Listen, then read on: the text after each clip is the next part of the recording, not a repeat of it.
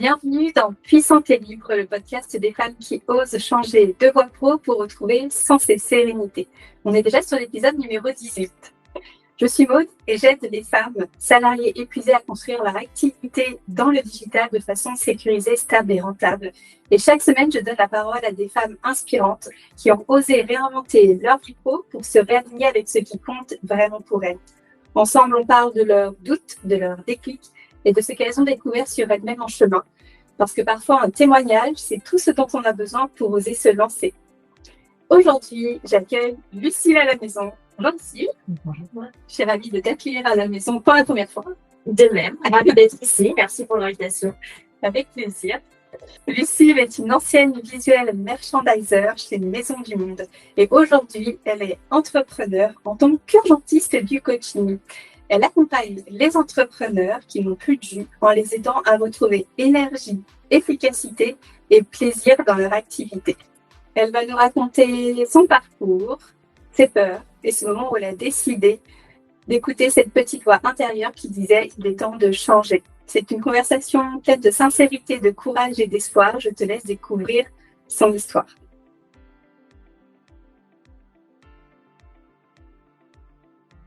Donc, Lucille, première question pour toi. Si on se replonge un peu dans ton avant, raconte-moi, c'était quoi ton quotidien à ce moment-là?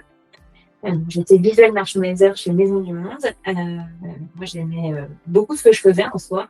Je m'amusais avec les couleurs, les matières. J'avais pour rôle, en fait, de décider comment étaient agencés les produits dans les magasins.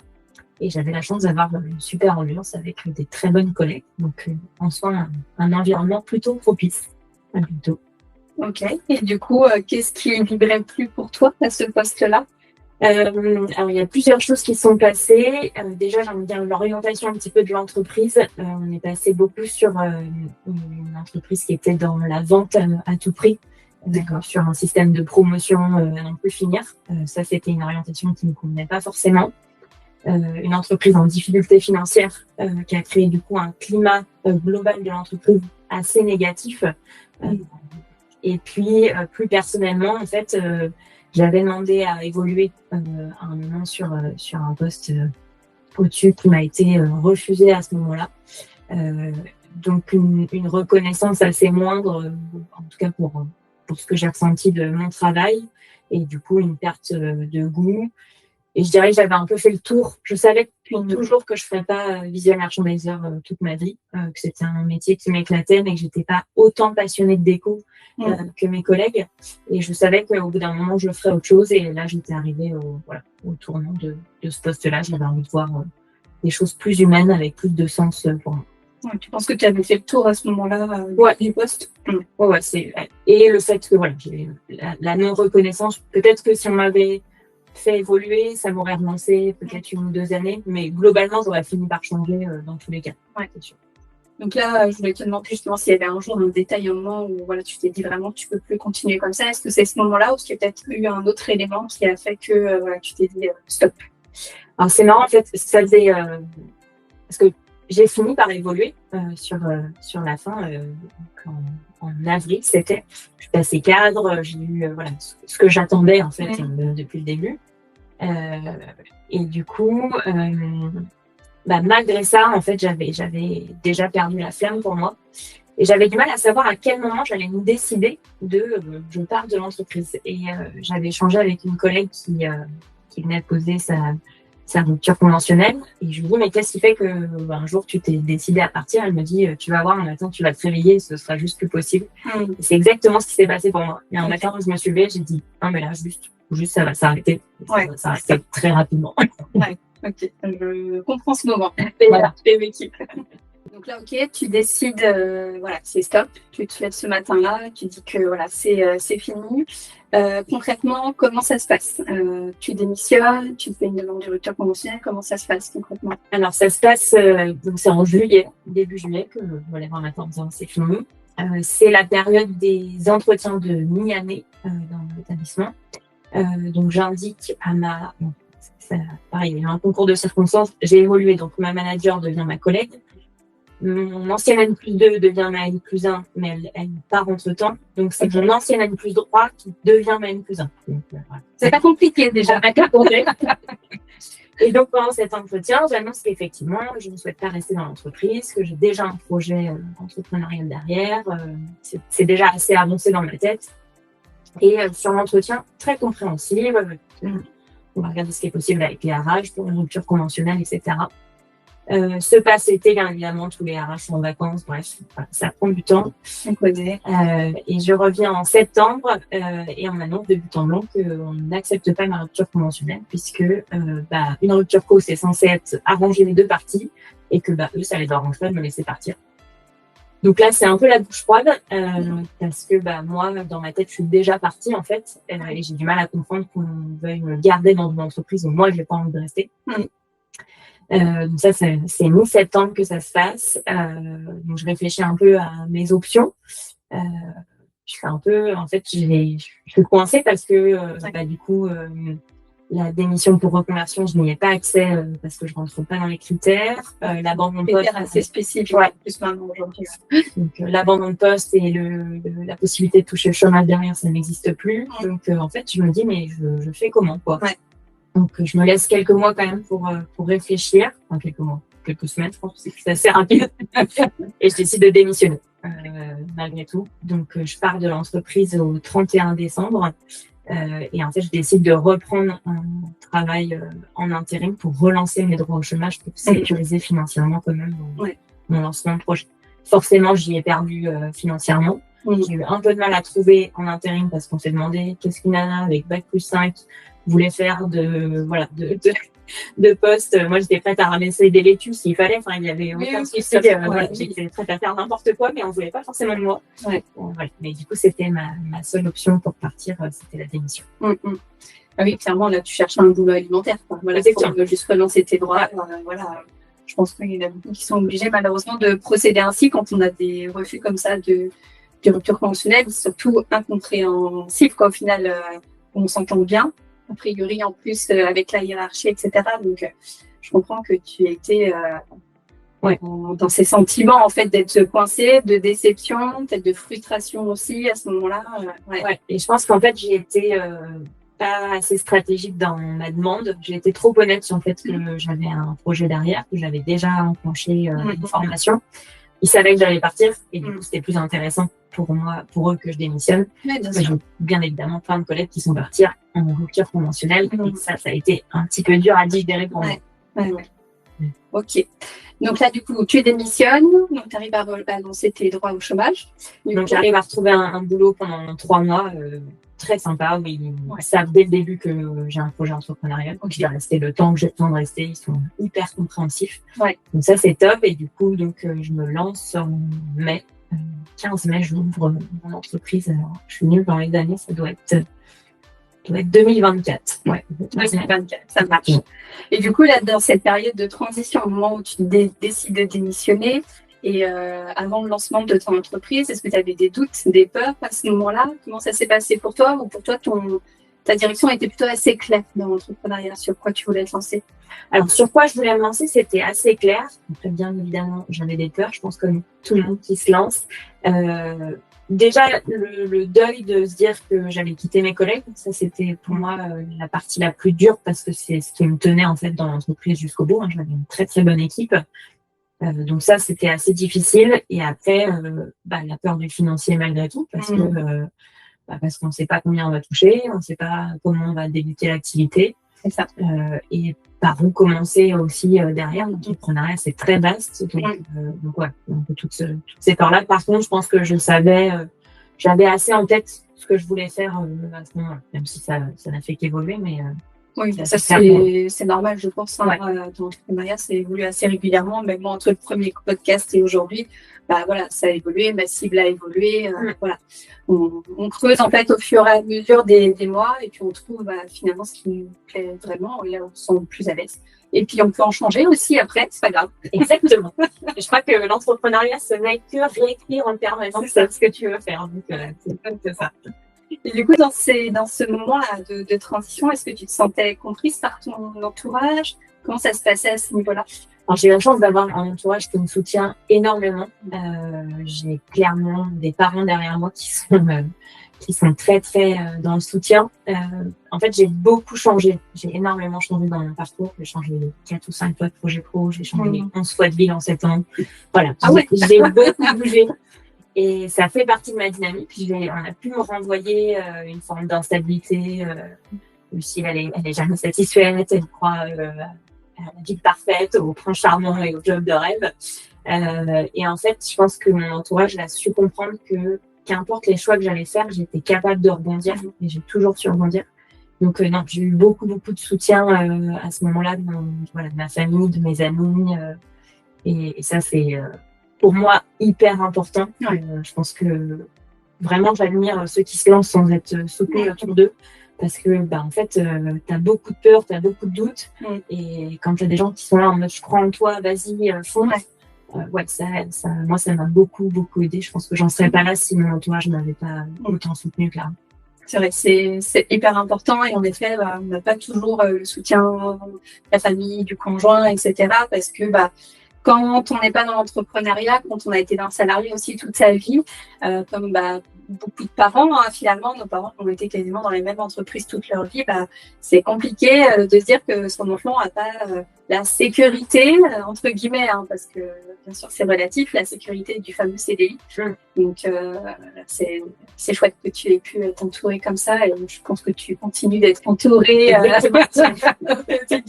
Je continue d'être très bien entourée. Je sais que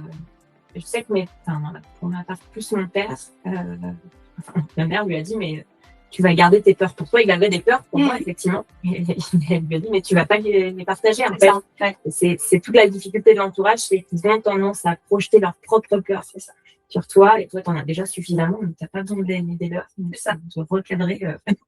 Toujours pas maman. On a bien sauvé sur ce coup-là. Et du coup, est-ce que tu pourrais mettre un mot sur cette période de transition, juste un mot ou deux? Un mot sur cette période de transition, j'ai envie de dire en même temps de renaissance. Je pense que j'étais tellement, ça faisait 4 ans que j'étais chez Maison du Monde, et t'es un peu dans une bulle, et c'est ce que je dis souvent à mes anciennes collègues quand je les vois, je leur dis, mais il y a un monde en dehors de Maison du Monde, justement. Et je l'ai redécouvert, ce monde-là. Ça faisait du bien de voir autre chose, je pense. Ouais, super.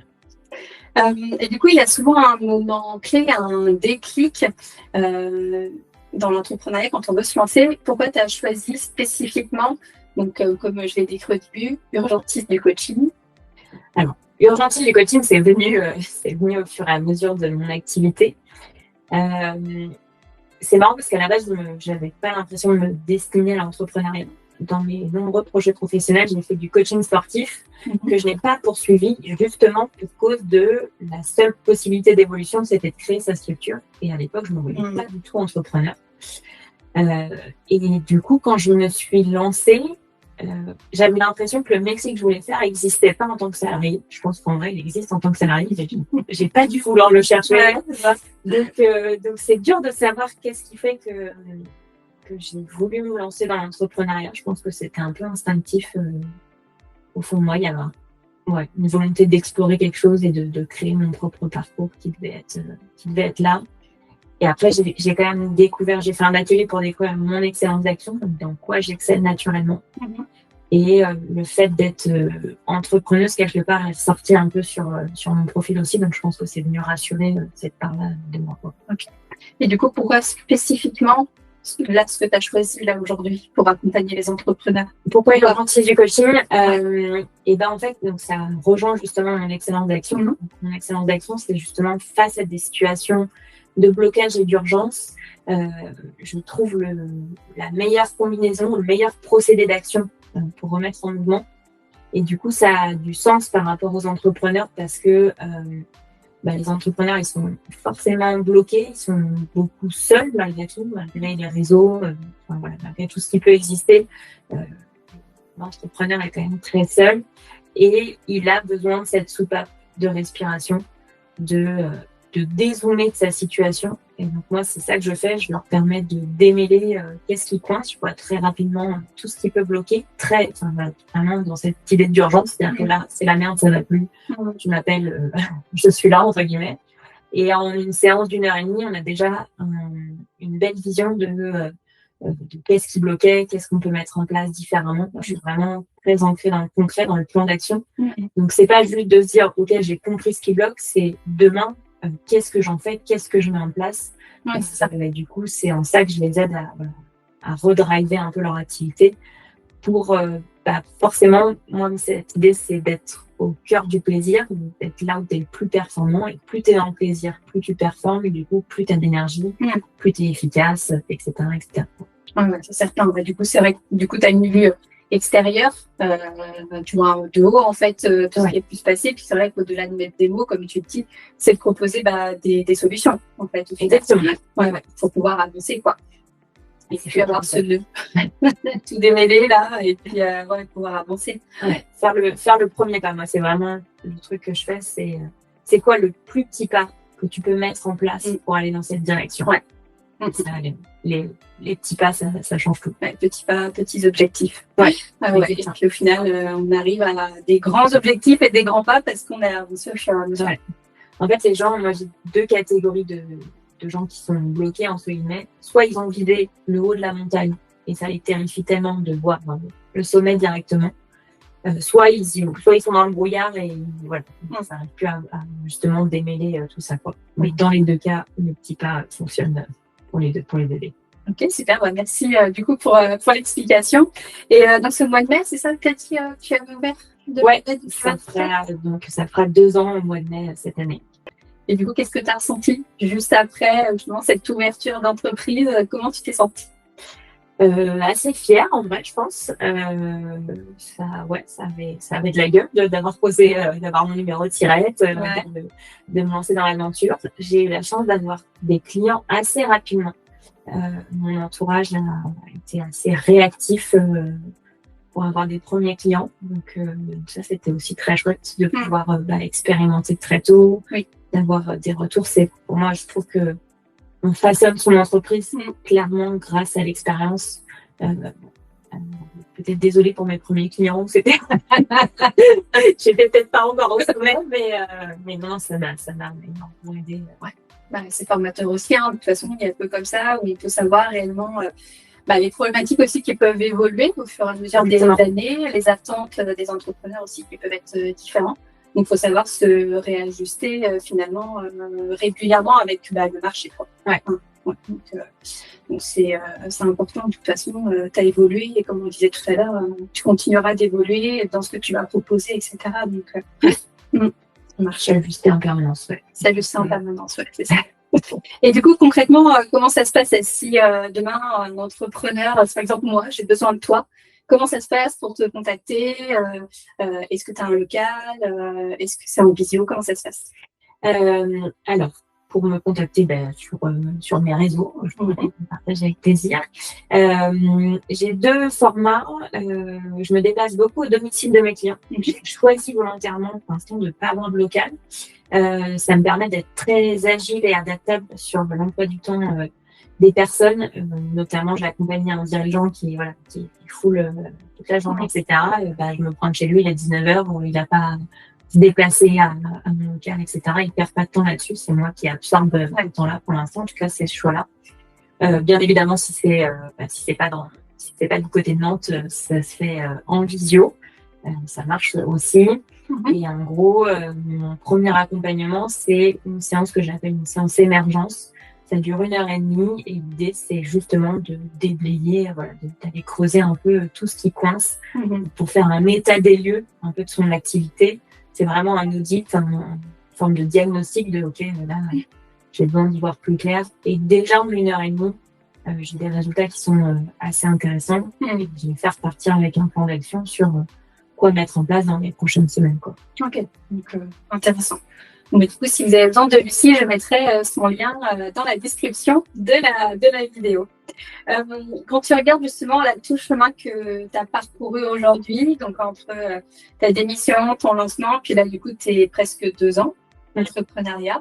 Voilà, qu'est-ce que tu ressens? Comment tu te sens aujourd'hui dans ton activité?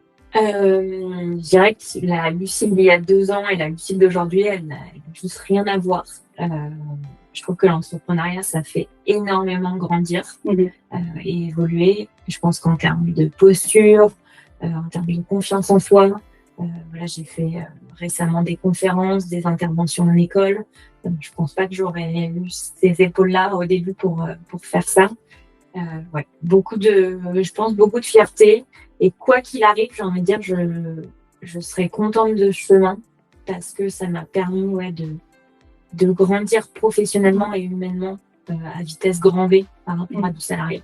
Parce que quand tout repose sur toi, que tu es la seule décisionnaire, que c'est à toi de tout construire, tu te mets pas en action, tu te mets pas en énergie de la même façon que, entre guillemets, quand tu es salarié. Quoi. Ouais. Ah oui, c'est pour toi. De toute façon, voilà. Si tu ne fais rien, il ne se passe rien. C'est ça, exactement. Donc, voilà, il faut toujours être en action. Mais comme tu le disais tout à l'heure, petit à petit, et puis on construit comme ça. Voilà. Ouais. Faut pas lâcher malgré les doutes, malgré les difficultés, les vagues de creux. Ouais, c'est important de s'accrocher et après d'ajuster et de trouver parfois des plans B parce que financièrement ça rentre pas. Enfin, voilà, je pense que la persévérance, pour moi, les entrepreneurs qui marchent aujourd'hui, c'est pas forcément ceux qui ont eu la meilleure idée, mais c'est ceux qui sont le plus accrochés et qui ont persévéré malgré tout. Persévérance, résilience aussi sont très importants. Ouais. Et qu'est-ce que tu dirais que cette reconversion t'a appris sur toi que peut-être tu n'aurais jamais imaginé? Je pense que ça m'a fait revoir un truc qui, pour moi, était peut-être ma plus grande faiblesse et qui est en fait ma plus grande force. Justement, ce truc de changer beaucoup. Je vais rapidement expliquer, j'ai beaucoup changé dans mon parcours et on a pu me renvoyer de l'extérieur que c'était une forme d'instabilité. Et en fait, j'ai toujours choisi le sens et l'épanouissement comme stimule pour me guider. J'ai toujours suivi cette voie intérieure. Typiquement, je suis arrivée en stage à Paris quand j'étais en master. J'ai fait le premier jour, j'ai dit « Ok, c'est ça le stage, c'est de la merde. Je vais me barrer. » Donc, 3 semaines après, j'étais partie dans le sud de la France pour un autre stage.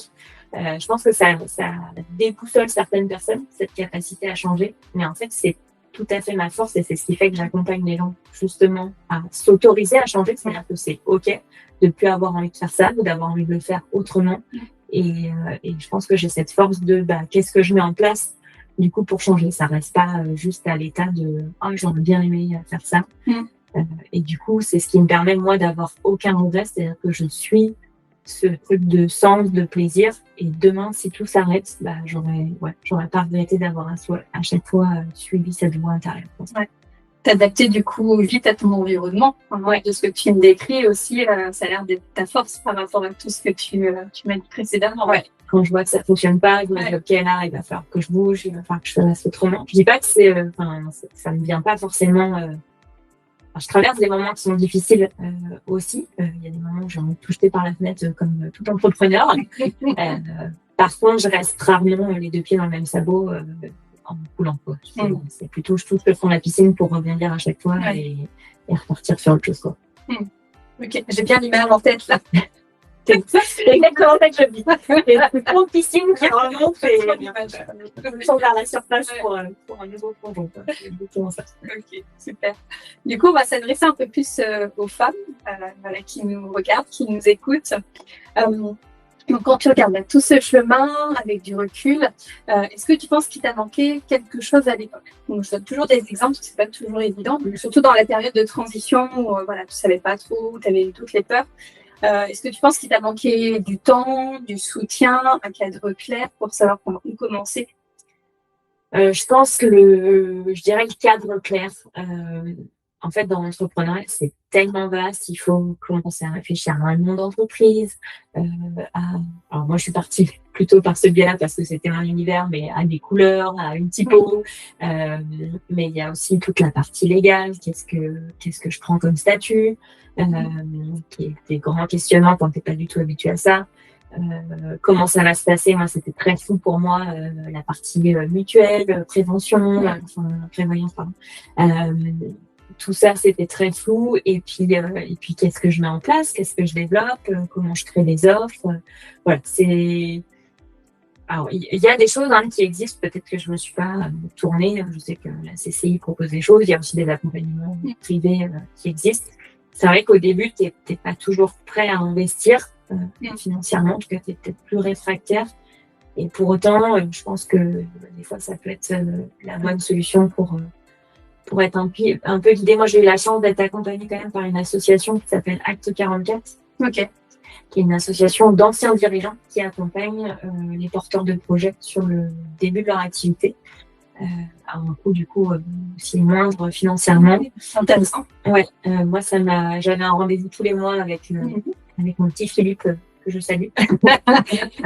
Et du coup, rien que d'avoir quelqu'un près de qui déposer mon avancement, ce que j'avais fait, ça m'a beaucoup aidé.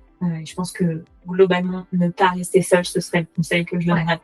Qu'importe la voie qu'on prend, que ce soit dans des réseaux, que ce soit dans des accompagnements, il faut être entouré parce qu'en fait, c'est tellement vaste ce qu'il y a à faire qu'on peut vite se noyer tout seul, quoi. Ouais.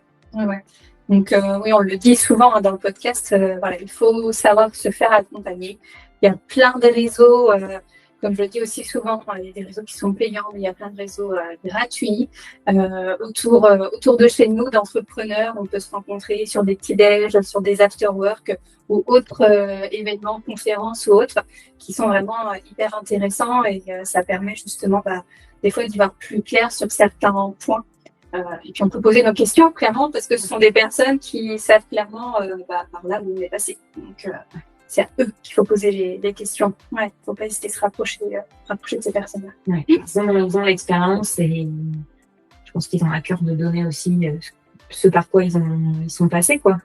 Parce qu'ils ont tous passé par les mêmes questionnements, par les mêmes peurs, les mêmes peurs. Donc, Ok. Ouais, c'est ça. J'espère que vous avez bien entendu le message, mesdames. Entourez-vous. D'ailleurs, si tu avais en face de toi une femme qui se sentait justement comme tu te sentais à l'époque, qu'est-ce que tu aurais envie de lui dire? J'aurais envie de lui dire, crois en toi, fonce, n'aie pas peur, ne prends pas les peurs des autres, c'est leur peur, ça leur appartient. Je pense que si tu crois en ton projet, faut y aller. Au moins, alors c'est ma vision des choses, c'est que la vie est trop courte et qu'on ne sait pas de quoi demain est fait. Donc au moins tu n'auras aucun regret d'avoir essayé. C'est-à-dire que au pire tu rebondiras. Je veux dire, si tu en es arrivé là pour te lancer dans l'entrepreneuriat, c'est que ce que tu avais avant ne te convient plus. Donc tu n'as plus rien à perdre de ça. Donc il y a un moment, go quoi.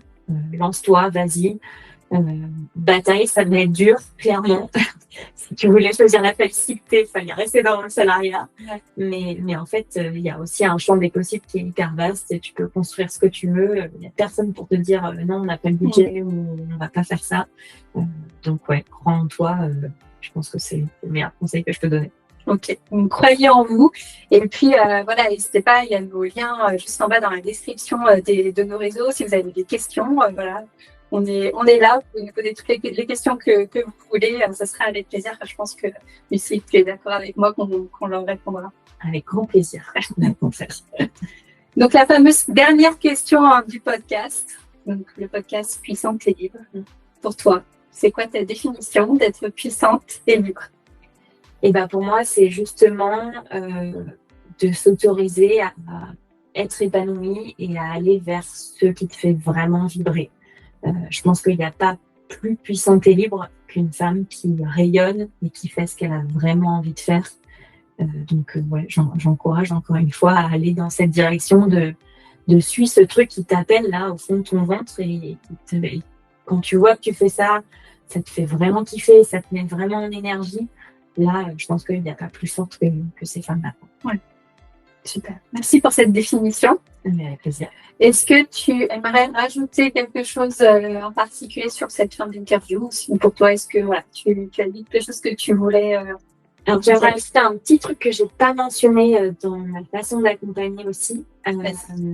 J'accompagne avec aussi plus profondément avec un outil qui me permet de découvrir son excellence d'action. Je sais que ça intrigue pas mal de gens, un peu cette zone de génie justement.